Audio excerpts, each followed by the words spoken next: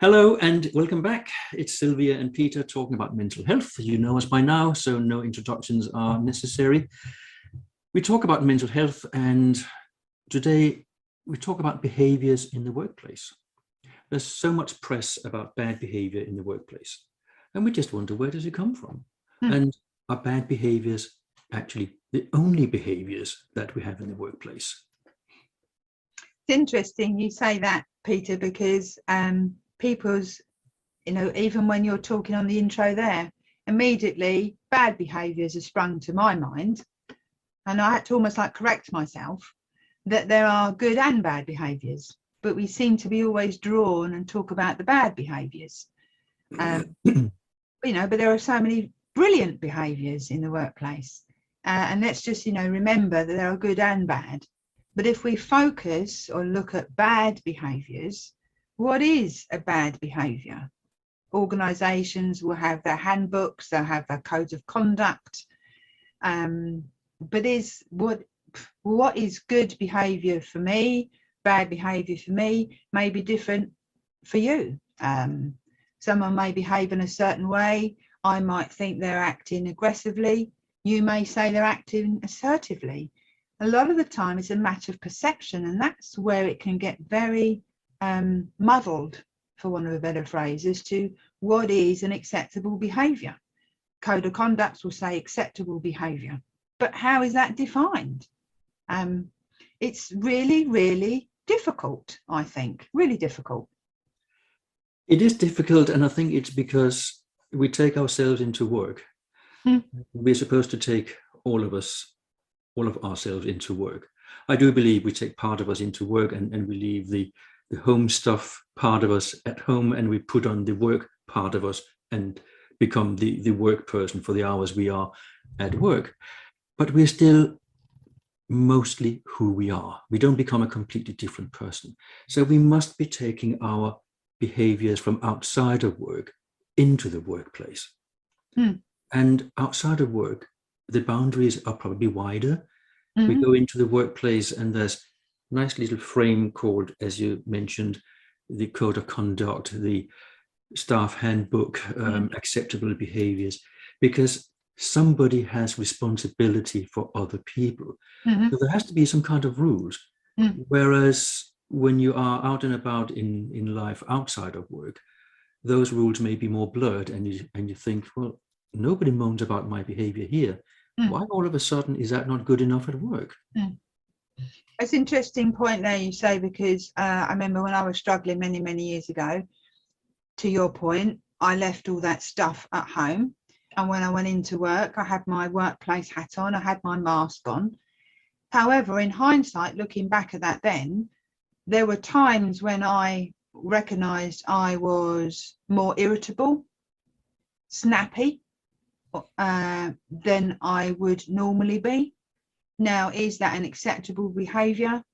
No one ever said anything to me about it. That could have deteriorated into, aggressive or rude or whatever. It never did. But the point is, sometimes we can still leave our stuff at home, and it affects our physiology and our behaviours and the way we are.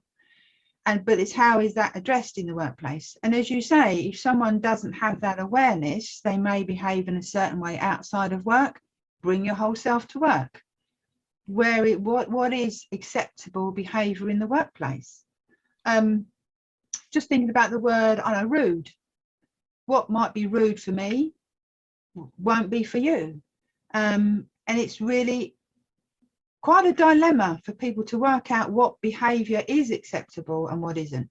But again, we know all that, the good behaviours, the encouragement and the empowering and the enabling, having integrity. But what do all those things look like?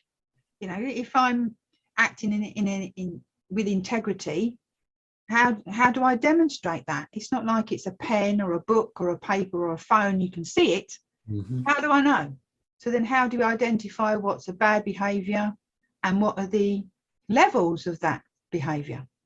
You look at other people's faces, you look at other people's body language. So if that kind of shrinks and becomes tense when you're around, you know that something is not right about your behavior. But of course, that's only if you're able to see that, if you're aware that people behave in a certain way when you're around. We all know what it's like when a person enters the room and the air goes out. Yes. We know that's horrible. And I think a lot of people watching this video will have had the same experience. But the person sucking the air out of the room is likely unaware. And how do you then tell that person? When you turn up, the rest of us feel like going. It's not easy, because that person might actually be a very decent person, but having a very difficult time outside of work, and will bring that into work. I did work with someone once who was pretty much the life and soul of the office, because going to work for her was the refuge from her troubled home life. And she was just spreading joy everywhere, because she couldn't at home. Whereas other people will take their horrendous home life into the workplace, whether it's on the shop floor, in the office, or whatever it is, and then be a nightmare at work.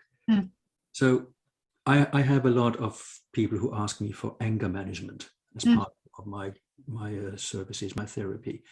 And I always say, look, I don't do anger management, because anger is a sign that something else is going on.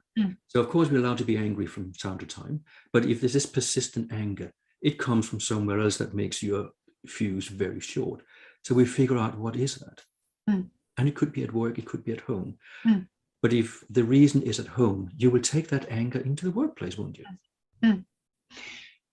What I was thinking about while you're talking about there is, the person who walks into the room and everyone wants to leave, or people, and you can feel the tension mount, and it's as if then people are walking on or speaking on eggshells. But it's more what we do with that. How do we address that behaviour? How do we have those conversations? How do we give those people that feedback? So that, because to your point, a lot of these people are unaware that that's the impact that they have on people. And I'm sure if a lot of these people had some feedback, I'm sure I would say most of them would go, oh, I didn't know. Thank you. I can then change my behaviours. I can change my way of being. I can, make things better. But it's that next step. Someone comes into work, they're aggressive. Okay, just leave them be. Or do we go, oh, Peter's behaviour's changed recently. Let's have a conversation to find out what's going on, so we can see what's going on, as opposed to just leave them be. It's about having those conversations, I think, too, about and for giving feedback. Feedback is a be all and end all, isn't it? Because if we look at the staff handbook, at the policies, the anti-bullying, the anti-this and the pro-that, those are words, but we may not completely understand whether we are doing those behaviors or not. And we typically only find out after the event. Yes. So is it then a learning situation, or is it a punishment situation? I suppose it all depends on the gravity of the situation, and also how many people are affected. Is it just one person who is particularly sensitive to something, and we need to speak to that person maybe more than the person who's being accused of the wrong behavior? Working with people is phenomenally exciting, but it is also extremely difficult, because there are so many variations on a theme that you can't just jump to conclusions. And how many times have you heard, I know I have, don't be so sensitive, get over it. But if it really has impacted that person, then something needs to be done, whether it is having a chat with that person. Perhaps they are being oversensitive, perhaps they have misperceived a situation, but then also potentially have a conversation with the other side. Perhaps their behaviour has been misinterpreted, because our intention and our impact can quite often be very, very different. Is someone being aggressive? Is someone being assertive? That will be a matter of perception. And sometimes our perception of ourselves will be very different from other people's perception of us. The person walking into the room may think, wow, I'm here. And everyone else goes, oh my goodness, they're there. You know, it's you know, and where do we find that ground that things can be improved? It's just fascinating, isn't it, how we take our lives, good and bad stuff from our lives, into the workplace. And then it's almost like we put it into a pressure cooker and everything gets magnified and amplified. So if you are a victim of domestic abuse, you will take harsh words and loud noises personally, because you think that's another attack coming, for example. If you've had a terrible time with a child with a difficult diagnosis, you might be at the end of your rope in terms of how much more you can take of anything. So you might explode where there was no need to explode. So is the behavior you perceive as bad, is it really bad? Or are you at that moment in time just more sensitive to that kind of behavior? We can go around in circles on this one forever. And I know that there are opinions and ideas and thoughts out there, which we would love to hear. So watch this video. You will have, if you've got this far. And let us have your thoughts. So thank you for watching. Take care. Good to hear. Cheerio. Bye-bye. Bye.